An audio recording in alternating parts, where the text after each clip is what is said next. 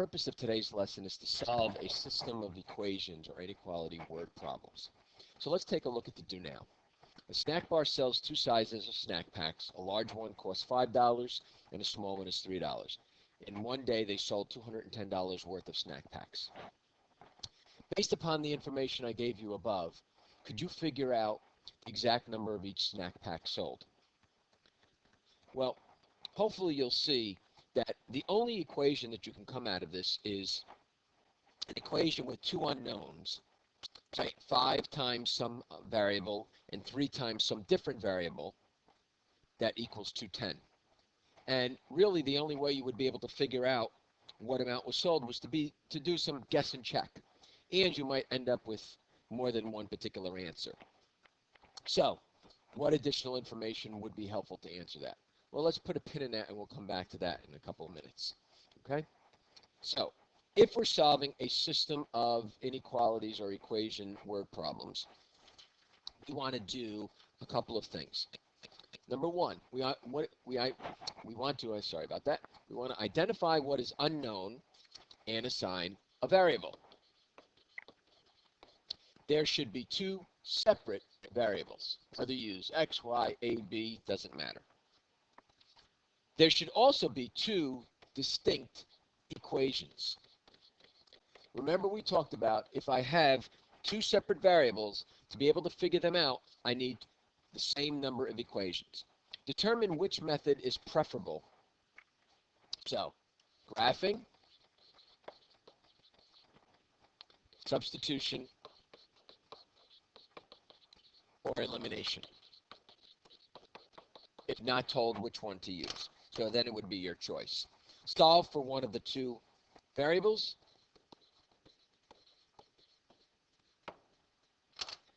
and then insert the answer found in step 4 in for that particular variable to determine the value of the other variable. So really the only thing that's different and then check your answer. The difference between what we've done so far and what we're going to do today is you're going to create the equations. All right. So using the information from the do now, I now tell you that 50 snacks were sold. How many of each snack was sold? Well, you need to identify a variable. Let's say X was the large and Y is the small. Well, as we saw before, 5x plus 3y is equal to 210. That was the equation we could have written so far, but that's not all that useful. But now, telling you that 50 snacks were sold, I can create a second equation. X plus y equals 50. It is now up to you to figure out what method you want to use. I'm going to use elimination and multiply the bottom one by -3. So now I get 5x plus 3y equals 210.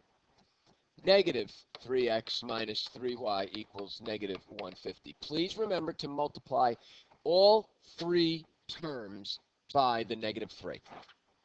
I then add my columns. My y disappears. I get 2x is equal to 60. X is 30. So what did we do? We sold 30 large, which means 20 small. Now the beauty of this is you can check your answer. If you sold 30 large at $5, that's 150. And if you sold 20 small at $3, that's 60. That gets you the $210. Okay. Let's go to example 2. Steve and Jane went shopping at Office Best.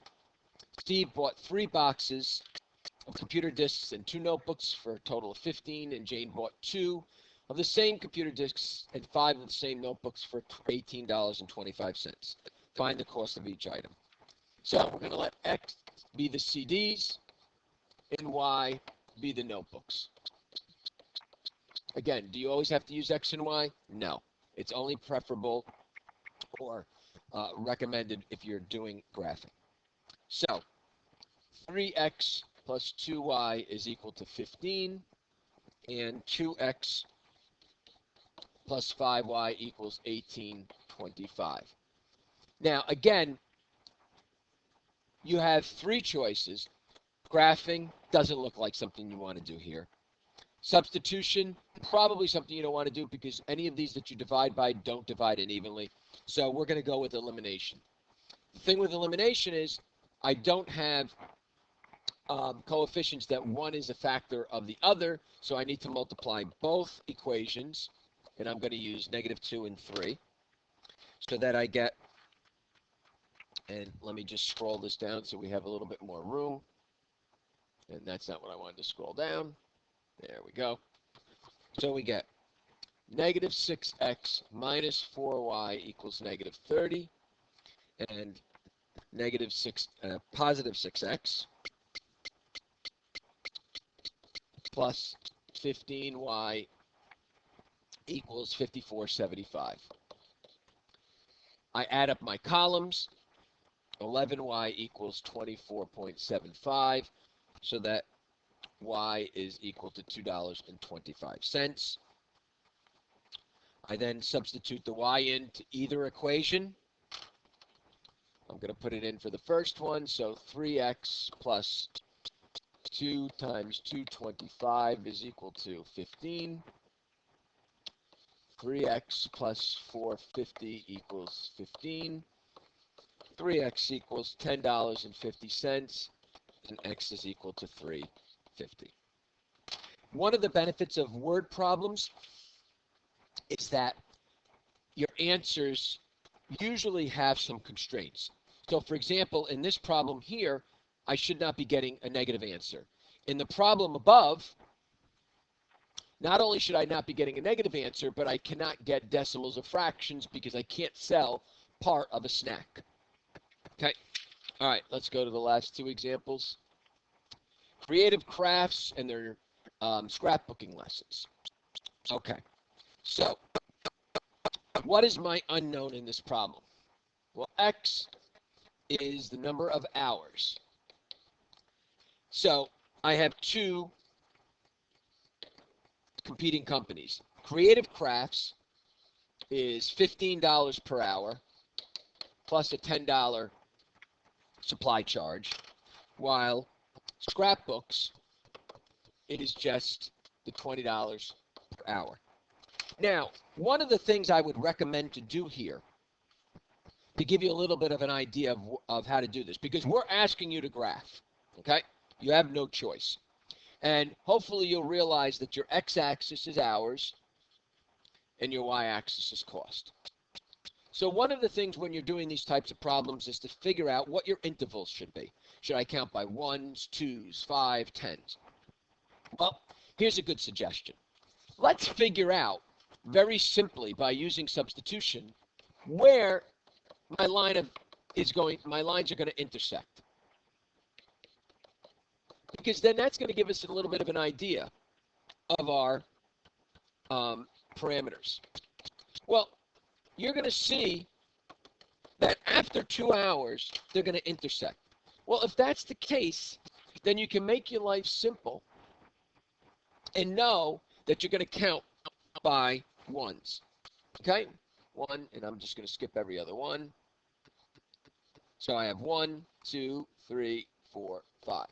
Well, if I'm counting by ones, then over here I can count by 5s. 5 and so 5, 10, 15, 20, 25, 30, 35, and I apologize, 40. Well, what makes this so nice is now I really only have to graph 2 points each. So let's look at the red. My y-intercept here is 10. So I can graph 10, and I know at 2 hours is where they're going to intersect, and at 2 hours it's going to be $40, which is right here.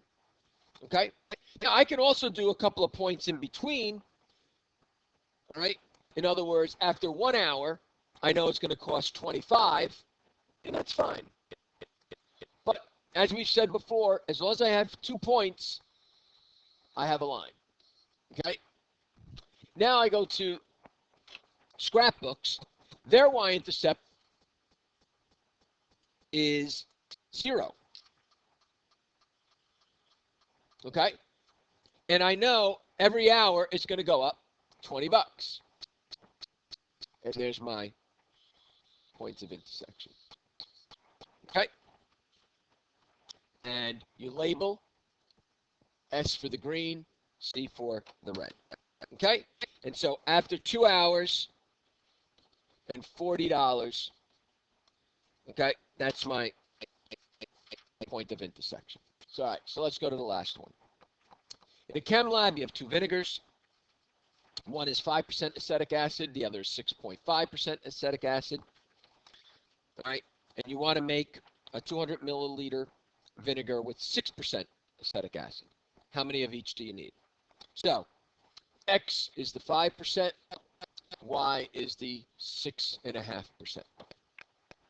Well, what I know here is that X plus Y, each of the two is going to give me 200 milliliters. And then what I also know is that 0.05 times X plus 0.065 times Y is going to give me 200 milliliters at 0.06. So the first one in green is just the absolute amount of vinegar I'm going to have. And the one in red is now the vinegar with mixture. Well, this really doesn't lend itself to elimination. So I'm going to convert this into a substitution problem by doing so. And let me just extend the page here. So I'm now going to insert 4y. So I'm going to use this part and put that in for y. So I get 0.05x plus 0.065 times 200 minus x equals 12. 12 is 200 times 0.06. 0.05x plus 13 minus 0.065x equals 12. Combine my like terms. I get negative 0.015x plus 13 equals 12. Negative 0.05x equals 1. X equals 66 2/3. So I need 66 2/3 at 5%, which means I need 133 1/3 at 6.5%. So to recap, solving a system of word problems, you need to identify what your two variables represent. You need to set up two separate equations, and then unless you're told otherwise, you can solve these by elimination, substitution, or graphing.